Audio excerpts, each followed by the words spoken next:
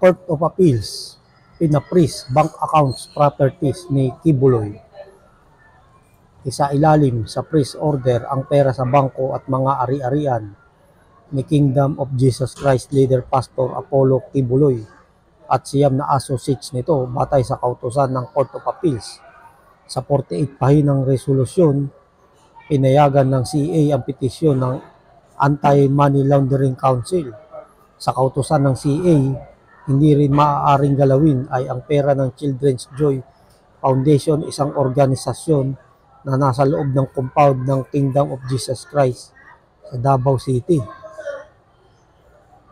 Sakop din ng freeze order ang 10 bank accounts na nakapangalan kay Kibuloy, 7 real properties, 5 motor vehicles, at isang aircraft na pagmamay-ari ng Kingdom of Jesus Christ. Gayun din ng 47 iba pang bank accounts, 16 real properties at 16 motor vehicles ng Kingdom of Jesus Christ at broadcast arm nito na Sunshine Media Network.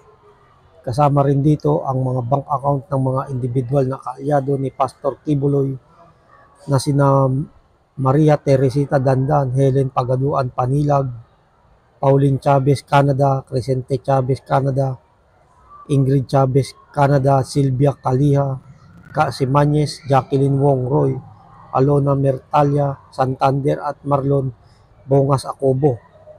Layo nito na maiwasan na ma-withdraw, mailipat o maitago sa batas ang mga pondo na kinukwestiyon at mananatili ang freeze order ng 20 araw batay sa kahilingan ng AMLAC. Matatandaang si Kibuloy ay kasalukuyang pinaghahanap ng mga otoridad dahil sa mga kinakaharap na kasong paglabag sa Republic Act 7610 o the Special Protection of Children Against Abuse, Exploitation and Discrimination Act at Republic Act 9208 o Qualified Human Trafficking.